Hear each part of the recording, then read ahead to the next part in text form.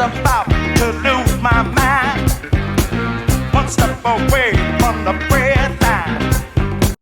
Welcome to the season one finale of Unspoken Truths Trauma in the Black Community. I'm Dr. Laretha J., and today I want to take time to reflect on our journey, to celebrate resilience, and to look ahead to what's to come. Season one has been a journey filled with insight, vulnerability, and the courage to face hard truths. To recap the season, episode one was focused on adverse childhood experiences, also known as ACEs. I shared that ACEs are traumatic experiences that occur during the first 18 years of life. I also shared that physical abuse, emotional neglect, and substance abuse are the most common ACEs. Also, that ACEs are related to negative physical and mental health issues in adulthood, that ACEs are more prevalent in the Black community as compared to any other ethnic group. And this is in part due to systemic oppression and historical trauma, which create conditions that intensify the risk for adversity for Black people. Also, that without intervention, people with 6 or more ACEs can die 20 years earlier than someone who has no ACEs. And also that contrary to what people may believe, ACEs can be prevented. In episode two, I talked about trauma. I defined trauma, which is an emotional response to a terrible event. I described the 3 types of traumas, which are acute, chronic, and complex. I explained the consequences of trauma that are categorized as behavioral, emotional, and physical. I briefly touched on trauma in the Black community as I covered that topic in detail in episode 3. And lastly, I suggested ways to heal trauma. In episode 3, I went deeper into trauma. I defined historical, intergenerational, and racial trauma. I explained racial discrimination. I provided examples of how these traumas affect the Black community, and I shared ways to break intergenerational curses to facilitate healing. In episode 4, I discussed mental and physical health conditions. I talked about the COVID-19 pandemic's disproportionate impact on the Black community. I shared personal stories about mental and physical health challenges. I highlighted the importance of advocating for ourselves as well as a loved one. And I emphasized the importance of preventive measures to effectively manage our health. In episode 5, I was joined by my niece, Jaleesa McCullough, psychiatric mental health nurse practitioner. She shed light on some of the mental health cases she encounters on a daily basis, which are predominantly comprised of anxiety and depression. She touched on stigma as being a major barrier to treatment. Jaleesa also talked about our brain being an organ. I think sometimes we forget that. She stated that when we feel off, we need to take the appropriate steps to correct it. In episode 6, I highlighted the rates of use of mental health services within the Black community. I identified some key barriers to obtaining treatment, and I provided alternative methods that may help us overcome these barriers. Episode 7 was dedicated to coping and healing. I defined coping as well as healing. I discussed the difference between the two as well as the implications of both.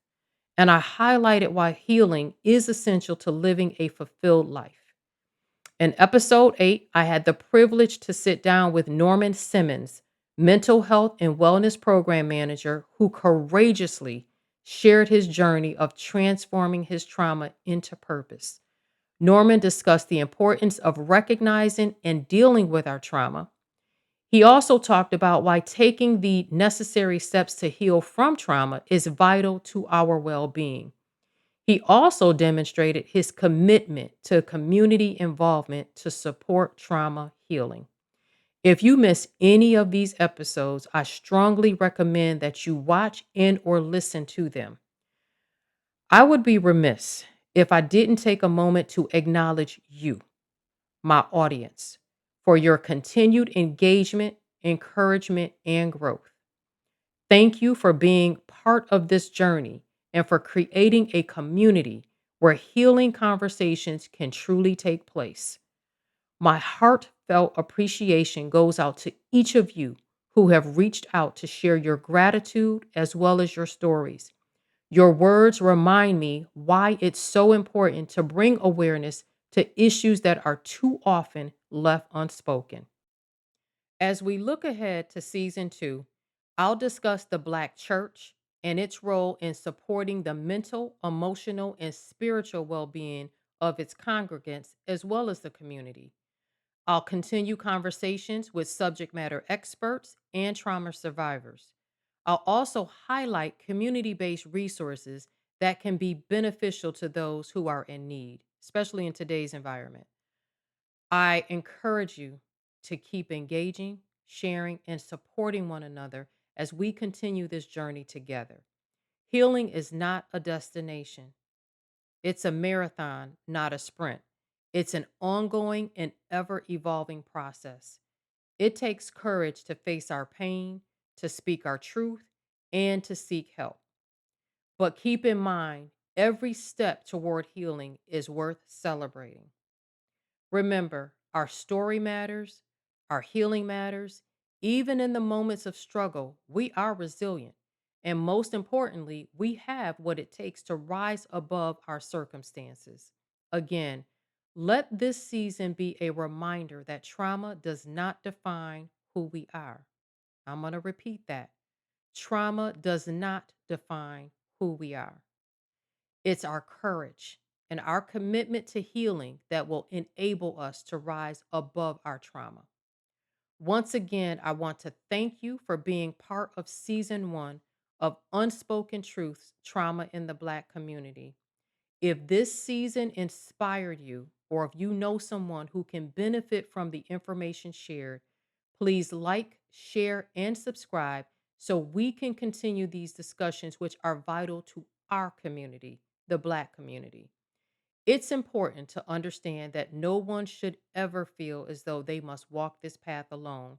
With the proper support systems in place, we will rise above all the adversities caused by trauma. Join me next time as we continue speaking the unspoken and healing the unseen. Until then, stay strong, stay rooted, stay connected, and more importantly, stay healing as we continue to break generational curses one person at a time. Thanks for watching. Don't forget to like, comment, subscribe, and share.